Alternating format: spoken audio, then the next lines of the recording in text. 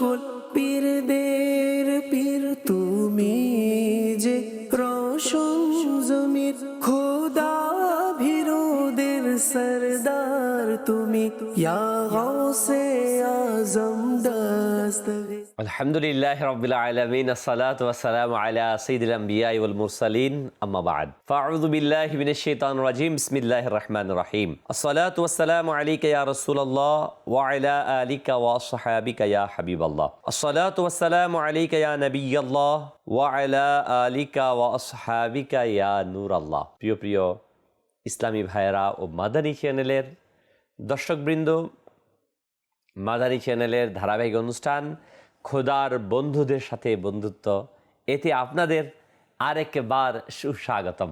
আলহামদুলিল্লাহ, এই অনুষ্ঠানে আমরা পিরানি পীর দস্তগীর সুলতান মহিউদ্দিন আব্দুল কাদের জিলানী আলাইহি রাহমাতুল্লাহ হাদি এর জীবনীর বিভিন্ন দিক, তার বাণী, তার জন্ম, তার কর্ম নিয়ে আলোচনা করছি, জানার চেষ্টা করছি। আসুন আমরা প্রথমেই দরুদে পাকের ফজিলত শ্রবণ করে নিই। রসুল আকরাম নূরে মুজাসসাম সাল্লাল্লাহু আলাইহি ওয়াসাল্লাম ইরশাদ করেন, যে ব্যক্তি আমার প্রতি দৈনিক 1000 বার দুরূদ শরীফ পাঠ করবে, সে ততক্ষণ পর্যন্ত ইন্তেকাল করবে না যতক্ষণ না বেহেশতের স্থানকে না দেখে নেয়। সুবহানাল্লাহ, সুবহানাল্লাহ। প্রিয় ইসলামী ভাইয়েরা ও মাদানী চ্যানেলের দর্শকবৃন্দ, নিঃসন্দেহে অত্যন্ত সৌভাগ্যশালী ওই ব্যক্তি যে সদা সর্বদা দুরুদে পাক এর মাধ্যমে নিজের জীবকে সতেজ করে রাখতে পারে। এর চেয়ে বড় সৌভাগ্য আর কি হতে পারে? যে আল্লাহর রহমত, আল্লাহ সুবহানাহু ওয়া তাআলার দয়াতে সে আবৃত থাকে, যে দুরুদে পাক পাঠে অভ্যস্ত হয়।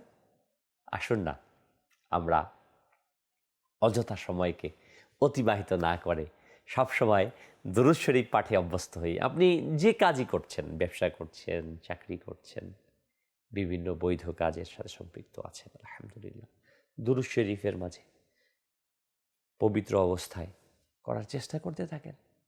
আল্লাহ তাআলা আমাদেরকে সদা সর্বদা দুরূদ শরীফ পাঠ করার তৌফিক দান করুন।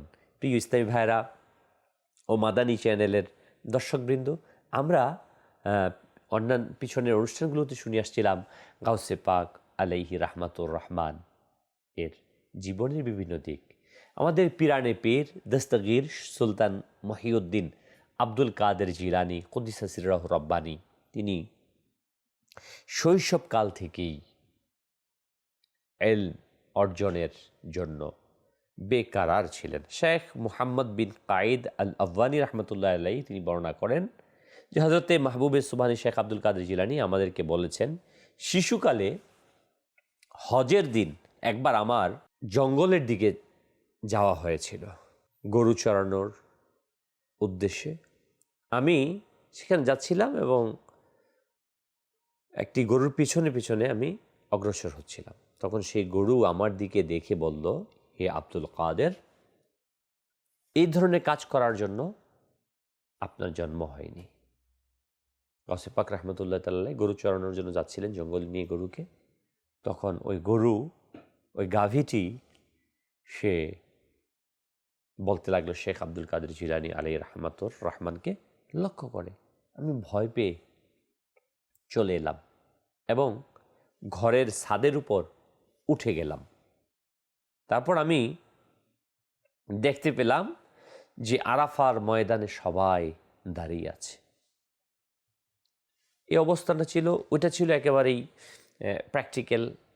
এবং পরবর্তীতে যখন তিনি ঘরের ছাদে আসলেন এবং সেটা তিনি দেখতে পেলেন, দৃষ্টি দিলেন, তিনি দেখলেন আরাফার ময়দানে সবাই দাঁড়িয়ে আছে। আমি আমার আম্মাজান খেদমতে এলাম, বললাম, আমাকে আল্লাহর ওয়াস্তে ওয়াকফ করে দিন এবং আমাকে বাগদাদে যাওয়ার অনুমতি দিন, আমি সেখানে গিয়ে ইলমি দ্বীন হাসিল করব। সুবহানাল্লাহ, সুবহানাল্লাহ। প্রিয় ইসলামী ভাইয়েরা ও মাদানী চ্যানেল দর্শকবৃন্দ, অল্প বয়স্ক না, শৈশব, আর ওই সময় আমাদের গাউসে পাক পিরানে পীর দস্তগীর শেখ আব্দুল কাদের জিলানী রহমতুল্লাহ তাআলা আলাইহির কেমন আগ্রহ ছিল না? ছোট্ট সময় খেলাধুলা না, বরং তিনি রহমতুল্লাহ তাআলা আলাইহি এলেম অর্জনের জন্য বের হতে যাচ্ছেন। প্রিয় ইসলামী ভাইয়েরা, যখন তার আম্মাজানের কাছে গিয়ে কথা বললেন, আম্মাজান এর কারণ জানতে চাইলেন, তুমি কেন যেতে চাচ্ছ? শেখ আব্দুল কাদের জিলানী রহমতুল্লাহ আলাই গরুর ঘটনাটি বললেন। তখন তার আম্মাজানের দু চোখ বেয়ে অশ্রু গড়াতে লাগলো। তখন তার আম্মাজান ওয়ারিশ সূত্রে প্রাপ্ত 80 দিনার, গাউসে পাক রহমতুল্লাহ তাআলা বলেন যে 80 দিনার আমার কাছে নিয়ে আসলো, আমি সেগুলো থেকে 40 দিনার নিলাম, আর 40 দিনার আমার ভাই সৈয়দ আবু আহমদ রহমতুল্লাহ তাআলা এর জন্য রেখে দিলাম। আম্মা যান আমার 40 দিনার আমার পোশাকের সাথে সেলাই করে দিলেন আর আমাকে বাগদাদে যাওয়ার অনুমতি প্রদান করলেন। প্রিয় ইসলামী ভাইয়েরা, উপাদেন ছিল দর্শকবিন্দু, শেখ আব্দুল কাদের জিলানী রহমতুল্লাহ আলাইহি বলেন, আমার মা আমাকে সর্বদা সত্য কথা বলার, সৎ পথে থাকার নির্দেশ দিলেন এবং আমাকে বিদায় দেওয়ার জন্য আমার আম্মা জান রহমতুল্লাহ তাআলা আলাইহা জিলান নগরীর বাইরে চলে এলেন এবং বললেন, হে প্রিয় সন্তান, আমি তোমাকে আল্লাহ তাআলার রেজামন্দির খাতিরে আমার নিকট থেকে বিদায় দিচ্ছি। গাউসে পাক রহমতুল্লাহ তাআলা আলাইহে এর আম্মাজান রহমতুল্লাহ তাআলা আলাইহা কেমন নিজের সন্তানকে বিদায় জানাচ্ছেন এবং ওসিয়ত করছেন সত্য কথা বলবে, সৎপথে চলবে এবং বলছেন যে আমি আল্লাহ তাবারক ওয়া তাআলার সন্তুষ্টির খাতিরে আমার নিকট থেকে বিদায় দিচ্ছি। প্রিয় ইসলামী ভাইরা ও মাদানী ছেলে দর্শকবৃন্দ, তার আম্মাজান রহমতুল্লাহ তাআলা আলাই তখন বলতে লাগলেন, আমি তোমাকে বিদায় দিচ্ছি, পরে আবার তোমাকে আমি কিয়ামতের দিনেই দেখতে পাব। সন্তানকে চিরবিদায় জানাচ্ছেন। তৎকালীন সময়ে এ অবস্থা ছিল না যে খবর নেয়ার, বাগদাদ শহর অনেক দূর ছিল। তার আম্মা যান তার সন্তানকে বিদায় জানাচ্ছে, হে আমার সন্তান, তোমাকে আল্লাহ তাআলার সন্তুষ্টির জন্য বিদায় দিচ্ছি, কিয়ামতের দিন আবার তোমার সাথে দেখা হবে। আসলে আমাদের পিরানে পীর দস্তগীর শেখ আব্দুল কাদের জিলানী আলাইহি রহমাতুর রহমান এর পিতা মাতার কোরবানি বেশুমার ছিল। সন্তানকে বিদায় জানাচ্ছেন। আমরাও আমাদের সন্তানকে লালন পালন করি, কিন্তু আল্লাহ তাবারক ওয়া তাআলার রাহে আমরা কিভাবে বিদায় জানাই? প্রিয় ইসলামী ভাইয়েরা ও মাদানী ছেলে দর্শকবৃন্দ, তার আম্মা জান উম্মুল খায়ের ফাতেমা, তিনি আল্লাহ ওলিয়া ছিলেন। তিনি তার রুহানি শক্তি দ্বারা দেখেছেন যে আমার সন্তান আজকে বিদায় নিচ্ছে আর জাহিরি হায়াত আর কখনো দেখা হবে না, কিয়ামতের দিন আবার দেখা হবে। এটা জানার পরেও, উপলব্ধি করার পরেও আল্লাহ তাআলার সন্তুষ্টির জন্য সন্তানকে পাঠিয়ে দিয়েছেন আল্লাহর রাহে ইলমে দ্বীন অর্জন করার জন্য, ইলমে শরিয়ত আর ইলমে তরিকতকে হাসিল করার জন্য। আমাদের জন্য কি শিক্ষা? আমরা কি আমাদের সন্তানদেরকে আল্লাহর রাহে পাঠাচ্ছি? আমরা নিজেদেরকে পিরানে পীর দস্তগীর শেখ আব্দুল কাদের জিলানী রহমতুল্লাহ তাআলা আলাইহির মোহাব্বতকারী বলি, তাদের উত্তরাধিকারী বলে থাকি, আউলিয়া কেরামের। কিন্তু তারা যেভাবে চলেছেন, যে কাজগুলো করেছেন, আমরা কি সেই কাজগুলো করতে পারি? আমরা কি সেই কাজগুলো করছি? যদি আমরা তাদের পথ ধরে চলি, তাহলে আমরা আশা রাখতে পারি যে আমরাও কামিয়াব হব, আমরাও সফল হব। আসলেই এমনিতেই কেউ কিছু অর্জন করে না, এর জন্য অনেক কোরবানির প্রয়োজন হয়, অনেক কষ্টের প্রয়োজন হয়। যেমনইভাবে গাউসে পাক আব্দুল কাদের জিলানী রহমতুল্লাহ তাআলা আলাইহির তার বাড়ির ঘরের সকল আরাম আয়েশকে ছেড়ে দিয়ে ইলমে দ্বীনকে অর্জন করার জন্য মুসাফিরদের সাথে শৈশবেই তিনি ঘর থেকে বের হয়ে গিয়েছেন। শৈশবেই তিনি বাড়ি থেকে বের হয়ে ইলমে দ্বীন অর্জনের জন্য বাগদাদে চলে গিয়েছেন। তার আম্মা জানো তাকে আলবিদা জানিয়েছেন, নসিহত করেছেন। আমাদের জন্য নসিহত, আমাদের জন্য শিক্ষা, আমরাও যেন ইলমে দ্বীন অর্জনের জন্য সফর করি, আউলিয়া ইকরামের সান্নিধ্য অর্জন করি, আশেকানে রসুলের সোহবত অবলম্বন করি। আজ দাওয়াতে ইসলামী আলহামদুলিল্লাহ রাব্বিল আলামিন এই বিষয়টি আমাদেরকে বারবার শিক্ষা দিচ্ছে যে গাউসে পাক রহমতুল্লাহ তাআলা আলাইহি কীভাবে ইলমে শরিয়াত, ইলমে তরিকতকে অর্জন করেছেন, কোরবানি দিয়েছেন। আমরাও যদি আমাদের প্রজন্মকে সুশিক্ষায় শিক্ষিত করতে চাই, আউলিয়াই কামলিনের আদর্শে আদর্শবান বানাতে চাই, তাদেরই পথ ধরে আমাদেরকে চলতে হবে। প্রিয় ইসলামী ভাইয়েরা, গাউসে পাক রহমতুল্লাহ তাআলা আলাইহি শৈশবকালেই তার বেলায়েতের কথা বুঝতে পেরেছিলেন। হ্যাঁ, যেমনটি হুজুর মাহবুবে সুবহানী শেখ আব্দুল কাদের জিলানী রহমতুল্লাহ তাআলা আলাইহির কাছে কেউ জিজ্ঞাসা করলো, আপনি নিজেকে কখন থেকে আল্লাহর ওলি হিসেবে বুঝতে পেরেছেন? তখন গাউসে পাক রহমতুল্লাহ তাআলা আলাইহি বলেন, তখন আমার বয়স ছিল 10 বছর। সুবহানাল্লাহ। আমি মক্তবে যাওয়ার সময় ফেরেশতারা আমাকে সাথে নিয়ে যেতেন, আর আমি যখন মক্তবে পৌঁছতাম তখন ফেরেশতারা অন্যান্য ছেলেদেরকে বলতো, আল্লাহর ওলির বসার জন্য তোমরা জায়গাকে সম্প্রসারণ করে দাও। ওই বাচ্চারা আওয়াজ হতো তো সরে যেত, আমার জন্য জায়গা করে দিত। সুবহানাল্লাহ, সুবহানাল্লাহ। প্রিয় ইসলামী ভাইয়েরা ও মাদানী চ্যানেল দর্শকবৃন্দ, হযরত শেখ ইমাম মওকিফউদ্দিন বিন কুদামা রহমতুল্লাহ আলাইহি ফরমান, আমি 561 হিজরিতে বাগদাদে যাই। সেখানে দেখি যে শেখ সৈয়দ আব্দুল কাদের জিলানী রহমতুল্লাহ তাআলা আলাইহি তাদের মধ্যে একজন, যাদেরকে ইলম, আমল, মর্যাদা, ফতোয়া লেখা ইত্যাদির রাজত্ব দান করা হয়েছিল। কোনো তালবে ইলম এমন ইলম তলবের জন্য এখানে ছাড়া অন্যত্র গমন করার ইচ্ছা পোষণ করতেন না।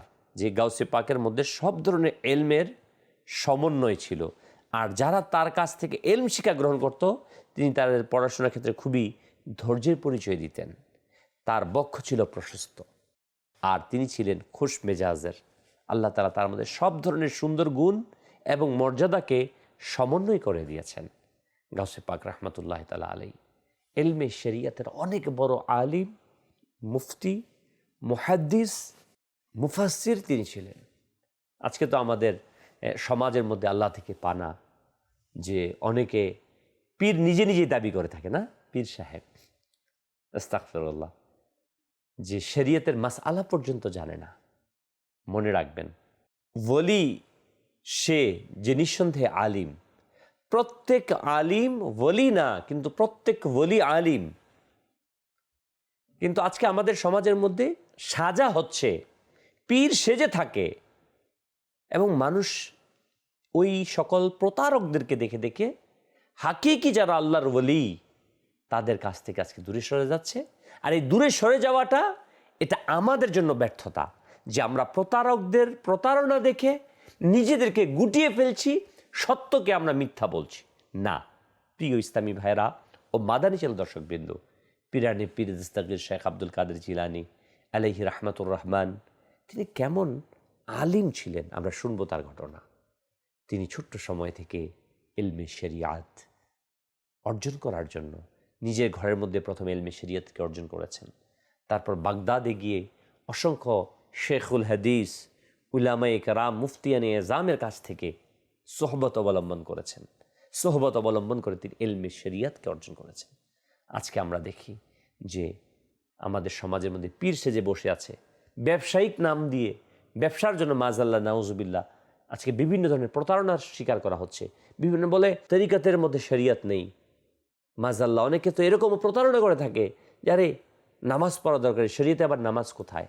গাউসে পাক যিনি পিরানে পীর দস্তগীর, পীরদের যিনি পীর, শেখ আব্দুল কাদের জিলানী আলাইহি রাহমাতুর রহমান, তার জীবনে কখনো কোনো সুন্নতে কারিমা ছুটে যায়নি। প্রিয় ইসলামী ভাইরা ও মাদানী চ্যানেল দর্শকবৃন্দ, শেখ আব্দুল কাদের জিলানী রাহমাতুল্লাহ তাআলা আলাইহি এর কথা আমরা বলি, কিন্তু তিনি যে এলেম অর্জন করেছেন সেই এলেমকে আজ আমরা অর্জন করছি না। আজকে তার নাম নিয়ে, তার তরিকতের কথা বলে অনেকেই শরিয়ত বিরোধী কাজের মধ্যে ব্যস্ত থাকে মাজাল্লাহ। যেখানে শেখ আব্দুল কাদের জিলানী রহমতুল্লাহ তাআলা কখনো জীবনে ফরজ, ওয়াজিব, সুন্নত, মুস্তাহাব পর্যন্ত তিনি ছাড়তেন না। প্রতিটি মাকরু সন্দেহমূলক কাজ থেকেও তিনি নিজেকে বাঁচিয়ে রাখতেন। মাজাল্লাহ আজকে তারই দোহাই দিয়ে বলা হচ্ছে, তরিকাতের কথা বলে শরিয়ত বিরোধী কাজে লিপ্ত হচ্ছে, দাড়িকে ছোট করা হচ্ছে, হ্যাঁ, নামাজকে ছেড়ে দেওয়া, বলে এখানে নামাজ পড়ে না, গিয়ে রুহানি জগতে নামাজ আদায় করছে। মাজাল্লাহ, কেউ যদি রুহানি জগতে কেউ নামাজের কথা বলে, আপনি বলবেন আপনি রুহানি জগতে খাবার খাইয়েন, এখানে কেন খাবার খাচ্ছেন? আসলে এগুলো শুধুমাত্র মানুষকে প্রতারণা করার শামিল মাত্র। আমরা যেন আমাদের হাকিকি যারা আল্লাহর ওলি ছিলেন এবং রয়েছেন তাদেরকে আমরা অনুসরণ করি। পিরানি পীর দস্তগীর শেখ আব্দুল কাদের জিলানী রহমতুল্লাহ তাআলা আলাইহি, তিনি রসুল করিম সাল্লাল্লাহু আলাইহি ওয়াসাল্লামের বংশ পরম্পরায় রসুল করিম সাল্লাল্লাহু আলাইহি ওয়াসাল্লাম, হযরত আলী রাদিয়াল্লাহু তাআলা আনহু, হযরত হুসাইন রাদিয়াল্লাহু তাআলা আনহু, জয়নুল আবেদিন, ইমাম বাকের, ইমাম জাফর সাদিক, আস্তে আস্তে শেখ আব্দুল কাদের জিলানী, আর এর ধারাবাহিকতা আস্তে আস্তে আলা হযরত ইমাম আহমদ রেজা, জিয়াউদ্দিন মাদানী রহমতুল্লাহ আলাইহি, আব্দুল সালাম রহমতুল্লাহ আলাইহি, ইলিয়াস আত্তার কাদেরী দামাত বারকাতুল্লাহ আলিয়া, গাউসে পাক রহমতুল্লাহ তাআলা আলাইহি যে সিলসিলায়, যে সিস্টেমে, যে পদ্ধতিতে এলমের খেদমত করেছেন, ওই পদ্ধতিকে অবলম্বন করে বর্তমান সময়ে শেখ তরিকাত আমির আহলে সুন্নাত দাওয়াত ইসলামীর প্রতিষ্ঠাতা আল্লামা ইলিয়াস আত্তার কাদেরী দামাত বারকাতুল্লাহ আলিয়া সেই তরিকাতের খেদমতকে, শরিয়তের খেদমতকে, ইসলামের দ্বীনের খেদমতকে, নেকির দাওয়াতকে প্রচার প্রসার করছেন। তো আমরা যেন কিছু প্রতারককে দেখে সঠিক বিষয়কে থেকে নিজেদের ফিরিয়ে না রাখি। যদি ফিরিয়ে রাখি, নিজেরাই আমরা ক্ষতিগ্রস্ত হব। দেখুন, আজকে মধুর সম্পর্কে আমরা অবগত আছি যে মধু এটা মৃত্যু ছাড়া সকল রোগের শিফা বলা হয়েছে, ঔষধ বলা হয়েছে। এই জন্য এটা খুব দামি জিনিস। এটা কিন্তু বাজারে দেখা যায় সাধারণত মধু 1 নাম্বার কম পাওয়া যায়। তার মানে কি মধুই 2 নাম্বার, মধুই খারাপ? এটা কেউ বলবে না। বরং বলা হবে, হ্যাঁ, খোঁজ করে সঠিক জিনিসের সন্ধান গ্রহণ করো, মধুকে গ্রহণ করো এবং তার উপকার গ্রহণ করো। ঠিক আউলিয়ায়ে কামিলিন, যারা হাকিকি আল্লাহর ওলি, যারা সাজেন নাই, যারা প্রকৃত অর্থেই আল্লাহর ওলি, আমাদেরকে তাদের খুঁজে বের করতে হবে, তাদের সন্ধান নিতে হবে, তাদের কার্যক্রমগুলোকে অবলোকন করতে হবে। যেমনভাবে শেখ আব্দুল কাদের জিলানী আলাইহি রাহমা, তিনি ফি সাবিলিল্লাহ দ্বীনের খেদমত করেছেন। আলহামদুলিল্লাহ, তারই ধারাবাহিকতায় শেখ তরিকাত আমির আহলে সুন্নাত কোনো কিছুর বিনিময় না, দুনিয়াকে পাওয়ার জন্য না, শুধু আল্লাহ এবং তার রাসূল সাল্লাল্লাহু আলাইহি ওয়াসাল্লামের জন্য দ্বীনের খেদমতকে আঞ্জাম দিচ্ছেন।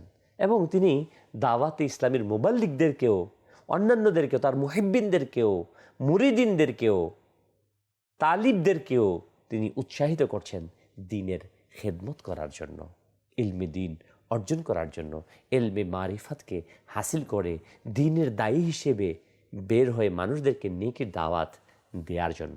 প্রিয় ইসলামী ভাইরা, সুবহানাল্লাহ, ইমামে রব্বানী শেখ আব্দুল ওয়াহাব শারানি কুদ্দিসে সিররাহুর রব্বানী, শেখ মুহিউদ্দিন আব্দুল কাদের জিলানী রহমতুল্লাহ তাআলা আলাইহি সম্পর্কে লিখেন যে শেখ আব্দুল হক বাদিস দেহলভী রহমতুল্লাহ আলাইহি এবং আল্লামা মুহাম্মদ বিন ইয়াহিয়া হালবি রহমতুল্লাহ আলাইহি ফরমান যে শেখ আব্দুল কাদের জিলানী রহমতুল্লাহ আলাইহি 13টি এলমের তকরির রাখতেন, বয়ান করতেন। আল্লামা শারনি রহমতুল্লাহ আলাইহি ফরমান যে হুজুর গাউসে পাক রহমতুল্লাহ আলাইহির মাদ্রাসায় সবাই তার কাছ থেকে তফসির, হাদিস, ফিকহ ও ইলমে কালামের শিক্ষা গ্রহণ করতেন। দুপুরের আগে পরে উভয় বেলাতেই তিনি সবাইকে তাফসির, হাদিস, ফিকহ, কালাম, উসুল এবং নাহু পড়াতেন। জোহরের পর কিরাআত সহকারে পবিত্র কোরআন পড়াতেন। সুবহানাল্লাহ, সুবহানাল্লাহ। তিনি মাদ্রাসা দ্বীন প্রতিষ্ঠা করেছেন। আজকে আমরা অনেকে আছি, পীর সাহেব নিজে এরকম সেরকম, কিন্তু আজকে আমরা মাদ্রাসার সাথে কতজন সম্পৃক্ত আছি? আজকে আমাদের সমাজের মধ্যে 2টা শ্রেণী হয়ে গেছে। একটা শ্রেণী যারা এলমে শরিয়তকে নিয়ে শুধু আছে, এলমে তরিকাতের দিকে অগ্রসর হচ্ছে না। আবার কিছু লোক শুধু তরিকাত তথা মারিফাতের কথাই বলে থাকে, শরিয়ত থেকে নিজেকে বিচ্ছিন্ন করে রেখেছে। অর্থাৎ একটা থেকে আরেকটা দূরে সরে গিয়েছে। শরিয়তের একটা রাস্তা বলা হচ্ছে, তরিকাত মারিফাতের আরেকটা রাস্তা বলা হচ্ছে না, এটা ভুল। মনে রাখবেন, শরিয়াত এবং তরিকাত এক এবং অভিন্ন, যা আমাদের প্রিয় আকা মাদানী মুস্তফা সাল্লাল্লাহু আলাইহি ওয়াসাল্লাম শিক্ষা দিয়েছেন, সাহাবায়ে কেরাম শিক্ষা দিয়েছেন। পীরানি পীরদাস থেকে শেখ আব্দুল কাদের জিলানী রহমতুল্লাহ তাআলা আলাইহি, তিনি ইলমে শরিয়তের দর্স দিতেন মাদ্রাসাতে বসে বসে, পাশাপাশি ইলমে তরিকাতের সবক প্রদান করতেন। আলহামদুলিল্লাহ রাব্বিল আলামিন। দাওয়াতে ইসলামী আজ সেই বিষয়টাকেই ইলমে শরিয়ত জামিয়াতুল মদিনা, মাদ্রাসাতুল মদিনা, দারুল মদিনা দিয়ে আলহামদুলিল্লাহ ইলমে শরিয়তকে শিক্ষা প্রদান করছে, দুনিয়াবী শিক্ষা প্রদান করছে। এরই পাশাপাশি ইলমে তরিকাতকে আমাদেরকে শেখানো হচ্ছে। শরিয়তের মাসআলা মাসাইল শেখানোর সাথে সাথে হালাল হারাম শেখানোর পাশাপাশি কোরআন হাদিস ইজমা কিয়াসের ইলম দেওয়ার পাশাপাশি পরিপূর্ণরূপে ইলমে তরিকাতকে শেখানোর জন্য প্রচেষ্টা চালানো হচ্ছে। প্রিয় ইসলামী ভাইরা ও মাদানী চ্যানেল দর্শকবৃন্দ, আখবারুল আখিয়ার কিতাবের মধ্যে বর্ণিত রয়েছে শেখ আব্দুল হক মুহাদ্দিস দেহলভী রহমতুল্লাহ তাআলা আলাইহি, গাউসে পাক রহমতুল্লাহ তাআলা আলাইহির ইলমি কামালাত সম্পর্কে একটি রেওয়ায়াত বর্ণনা করেন যে একদিন কোনো কারি সাহেব তার মজলিসের মধ্যে, গাউসে পাক রহমতুল্লাহ আলাইহি বসা ছিলেন, সেই মজলিসের মধ্যে কোরআন থেকে একটি আয়াতে কারিমা তেলাওয়াত করলেন। সেই আয়াতটির তাফসিরে তিনি প্রথমে একটি অর্থ, তারপর দুইটি, তিনটি, তিনি উপস্থিতগণের জ্ঞানের পরিধি অনুযায়ী সেই আয়াতের 11টি পর্যন্ত অর্থ ও ব্যাখ্যা করলেন। অতঃপর তিনি আয়াতটির অন্যান্য দিক নিয়ে বিস্তারিত আলোচনা করলেন গাউসে পাক রহমতুল্লাহ আলাইহি। সেই দিকগুলোর সংখ্যায় ছিল 40টি। প্রতিটি দিক আলোচনা করার সময় ইলমি দালাইল পেশ করলেন, দলিল সমূহ পেশ করলেন, প্রতিটি অর্থের সাথে সনদ বয়ান করলেন। তার এই ইলমি দালিলিক ব্যাখ্যা দেখে সবাই হতবাক হয়ে গেল। সুবহানাল্লাহ। গাউসে পাক রহমতুল্লাহ তাআলা আলাইহি তিনি কিন্তু শিখে আসছেন বা দেখে আসছেন, ব্যাপারটা এমন ছিল না। কারি সাহেব মাহফিলের মধ্যে একটা কোরআন তেলাওয়াত করেছেন, ব্যাস ওই কোরআনুল কারীমের আয়াতের উপর তিনি তাফসির করা শুরু করে দিয়েছেন গাউসে পাক রহমতুল্লাহ আলাইহি। 11টি এবং বিভিন্ন ব্যাখ্যা 40টি। সুবহানাল্লাহ।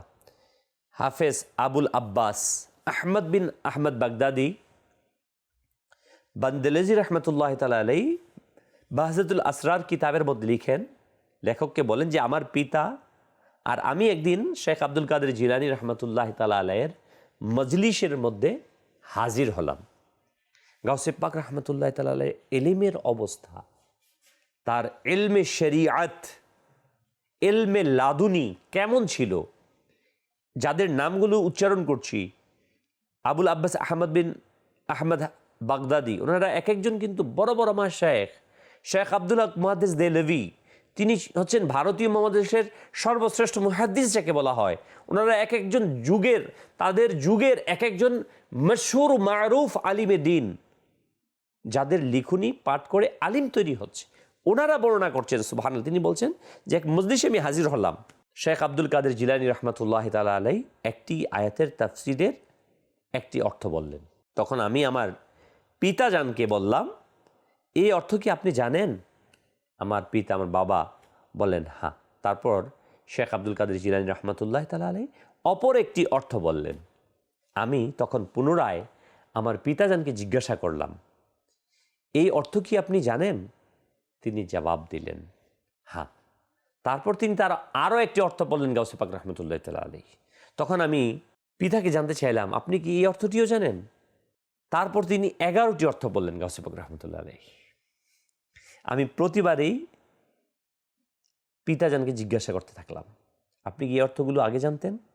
তিনি বললে যাচ্ছিলেন এসব অর্থ আমি জানি। এভাবে তিনি গাউসে পাক রহমতুল্লাহ আলাইহি আয়াতটির 40টি অর্থ তাফসির বললেন, যেগুলো ছিল অত্যন্ত গভীর, সূক্ষ্ম ও সর্বজন গ্রহণযোগ্য। 11টির পর প্রত্যেক অর্থের ক্ষেত্রে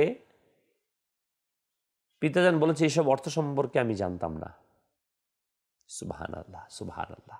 প্রিয় ইসলামী ভাইরা, হাফেজ আবুল আব্বাস আহমদ বিন আহমদ বাগদাদি তিনি রহমতুল্লাহ তাআলা আলাইহি এবং তার পিতা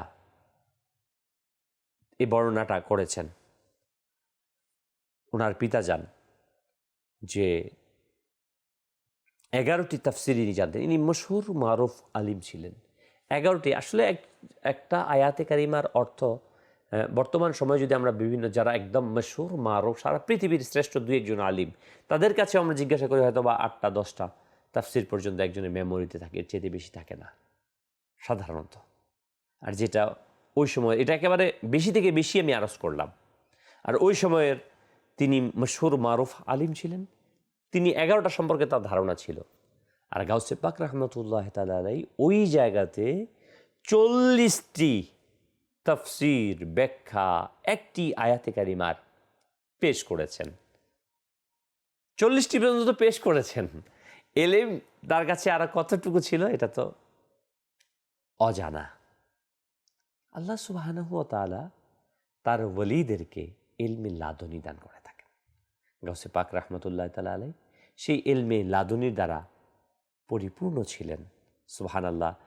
শেখ ইমাম আবুল হাসান আলী বিন আল হাইতামি রহমতুল্লাহ আলাইহি ফরমান, আমি শেখ আব্দুল কাদের জিলানি, শেখ বাকা বিন বুতুরের সাথে হযরত সাইয়েদনা ইমাম আহমদ বিন হাম্বল এর রওজায়ে আকদাসে জিয়ারত করি। আমি দেখতে পাই যে হযরত সাইয়েদনা ইমাম আহমদ বিন হাম্বল রহমতুল্লাহ আলাইহি কবর থেকে বের হয়ে আসেন এবং সৈয়দে গাউসে পাক রহমতুল্লাহ আলাইহিকে বক্ষে জড়িয়ে নেন। তাকে ইরশাদ করেন, হে শেখ আব্দুল কাদের, নিশ্চয়ই শরীয়তের ইলমে, হাকিকতের ইলমে, হালের ইলমে এবং হালের কর্মে আমি আপনার মুহতাজ।